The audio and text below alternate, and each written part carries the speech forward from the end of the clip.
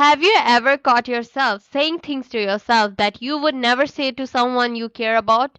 Like, you're not good enough. Or why even try? You will just fail. That's your inner critic. And trust me, you're not alone in this. Today, we are going to talk about the voice in your head. The one that loves to point out your flaws and tear you down when you need the encouragement the most. But here's the thing, you don't have to let it control your life.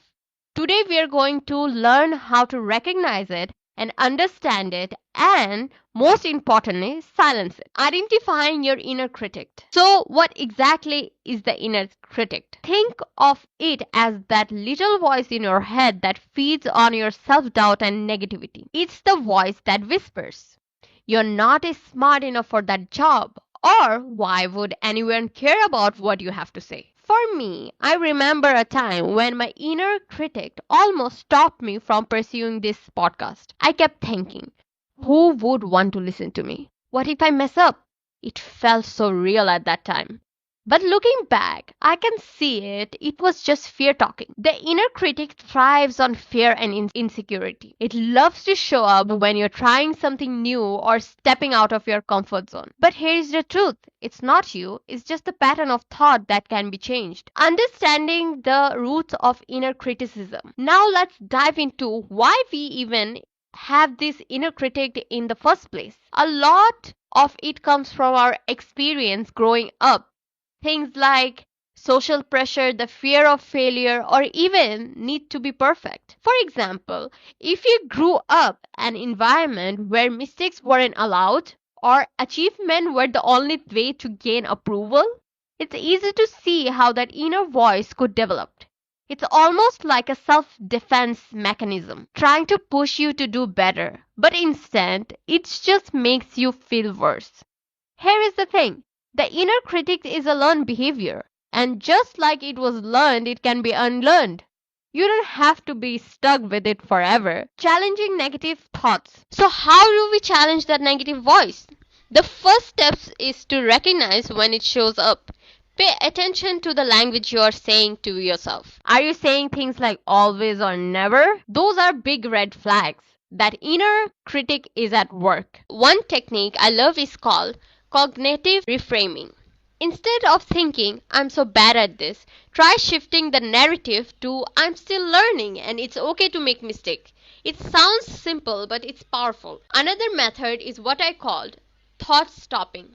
The next time you catch yourself spiral in a negative thought, literally say stop out loud if you need to, and replace that thought with something kinder, like, "I am doing my best and that's enough." And here is my favorite. Treat yourself like a friend. Think about it. Would you ever tell a friend you are a failure and you should just quit? No. Why would you say it to yourself? Practice self-compassion. It takes time, but it's a game changer. Building a positive self-image. Let's talk about something positive. Building strong, healthy self-image. This is where we shift the focus from what's wrong to what's right. Take a moment to reflect on your strength. What are you proud of? What have you accomplished? No matter how small. Write them down if you need to. This isn't about being arrogant, it's about being honest with yourself in a kind way. And don't underestimate the power of self-care. Whether it's a walk in the nature, journaling, or just taking a break when you need it. These small acts remind you that you're worth the time and effort. Finally, surround yourself with positivity.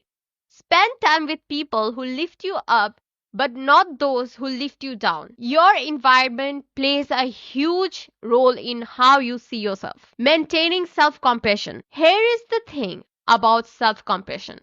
It's not one-time fix. It's something you practice every day. There will be setbacks. That's normal, but the key is to keep showing up for yourself. Some tools that can help you is meditation, great for calming your inner voice. Journaling can help you track your progress and spot pattern in your thoughts. And, of course, therapy. Always a wonderful option if you're feeling stuck. Remember, self-compassion isn't about being perfect. It's about being kind to yourself even when things aren't going as planned. So to wrap things up, We talked about identifying your inner critic, understanding its roots, challenging those negative thoughts, building a positive self image, and practicing self compassion. Here is a challenge for you. Pick one technique we discussed today and try it out this week, whether it's thought stopping journaling or just being a little kinder to yourself. Every small step makes a difference. And remember, you're not alone in this. We all have an inner critic. But with time and effort, you can turn down its volume and start living a more honest, compassionate life. Thank you for joining me today. And if you found this episode helpful, don't forget to share it with someone who might need it. And as always, I will see you in the next one.